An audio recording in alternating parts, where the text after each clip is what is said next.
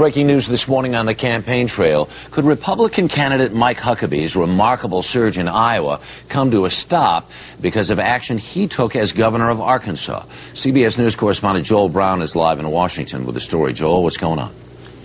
Harry, this is no doubt a story Mike Huckabee wishes would just go away as governor of Arkansas. He apparently used his influence to help free a man from prison, a man convicted of rape. But the Huffington Post reports that the way it unfolded back then is not exactly how Huckabee portrays it now on the campaign trail. That shouldn't be. As governor of Arkansas, Mike Huckabee pushed for the parole of convicted rapist Wayne Dumond, despite warnings that the man would likely strike again if released. Dumond was paroled from an Arkansas prison in 1999. He moved to Missouri, where he later raped and murdered 39-year-old Carol Sue Shields and another Missouri woman, Sarah Andrasic. Dumond was convicted of Shields' murder and sentenced to life in prison. On the campaign trail, Huckabee has said that he supported Dumond's release because he had no reason to believe the man constituted a future threat. Just last week, Huckabee told CNN none of us could have predicted what he could have done when he got out. But in a letter just released, one of Dumond's victims warned, "I feel that if he is released, it is only a matter of time before he commits another crime, and fear that he will not leave a witness to testify against him the next time." Wayne Dumond died in prison September 1st, 2005. A woman he attacked more than 20 years ago in Arkansas says she met with Governor Huckabee to try to persuade his decision. But it was clear at that time that Governor had already made up his mind. Thank you. Now to the race to 08. As you heard in the newscast, the latest polls show former Governor Mike Huckabee surging in Iowa, not so much in New Hampshire. And now a controversy from Huckabee's past could throw a new roadblock in his path to the Oval Office. ABC's chief investigative correspondent Brian Ross joins us and has been following this. Good morning, Brian. Good morning, Robin. Mike Huckabee has told Republicans he's tough on crime, not afraid to order the death penalty as governor of Arkansas. But new details are emerging this morning about his role in pushing for the release of a convicted rapist who then went on to rape and murder 2 more women.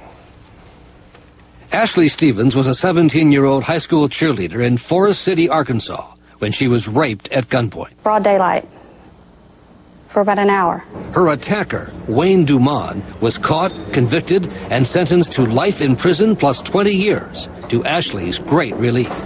That way he wouldn't come after me again, because he told me if I ever told anyone, he would come back and kill me. But the fact that he was going to prison forever was for you a sense of security. Mm-hmm. Until then, Governor Mike Huckabee began to push for Dumond to be freed, a controversial move that Huckabee is now trying to play down, claiming, as he did Tuesday in Iowa, that he was not involved in the parole board's decision. Someone brought up his case. Frankly, it was simply a part of a broader discussion. I did not ask them to do anything. But Huckabee's account is being strongly contradicted in Arkansas.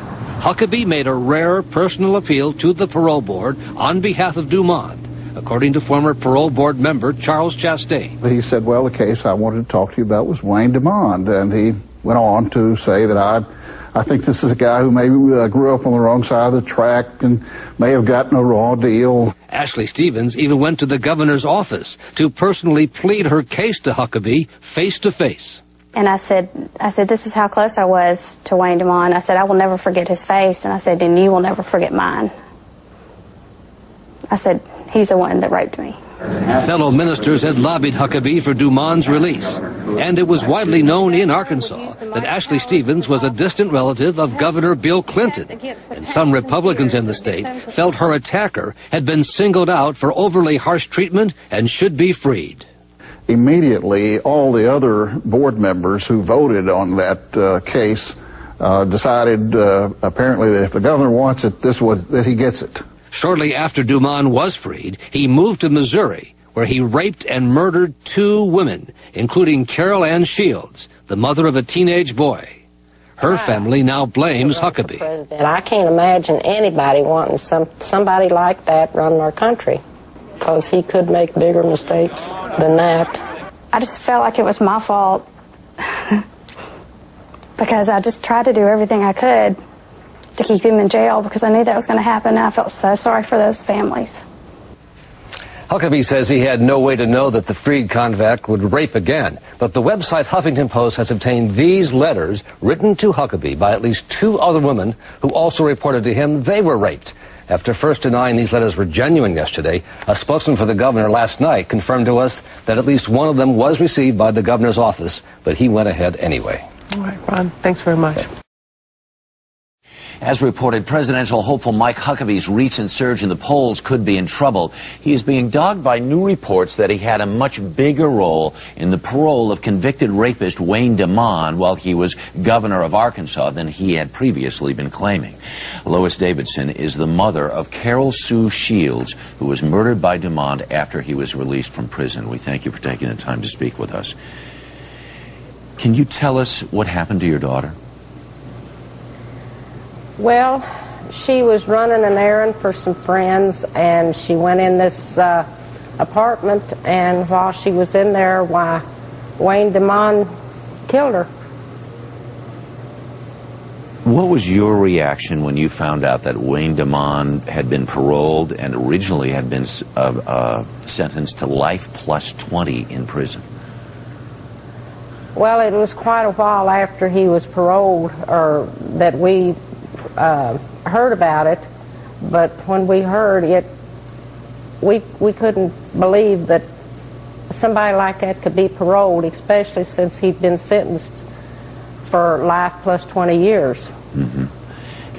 And what is your feeling then about why are you coming out and speaking out now?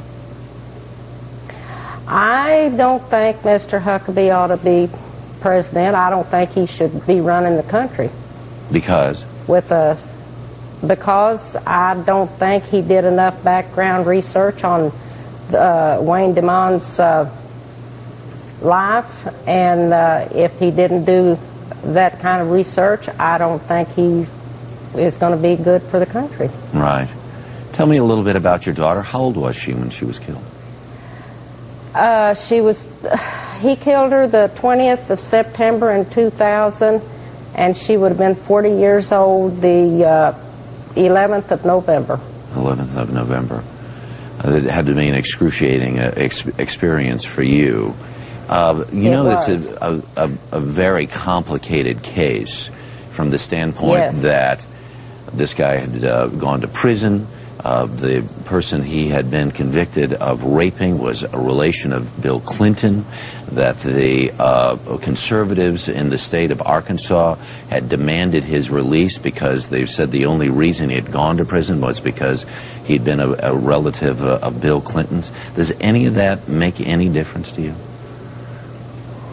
No. No, of course not. That, I don't think, was the only reason he went to the pen. Yeah. Because he had a very bad background. Right. There apparently was also some correspondence that went to not only Governor Huckabee, but also to the parole board, which indicated that Wayne DeMond may have hurt some other people, and people were literally pleading for him not to be released. Is it your feeling that the governor may have just disregarded that, or did he just bend to political pressure? I think he could have made a bigger effort to keep him in there. All right. Because he told him that, or he was told that if he would live someplace other than Arkansas, they would parole him. Mm-hmm. And Missouri had refused him before. And I think if they didn't want him in their state, I don't know why he would. I just don't understand why he would parole him. Lois Davidson, thank you very much for taking the time to speak with us today. We do appreciate it. All right.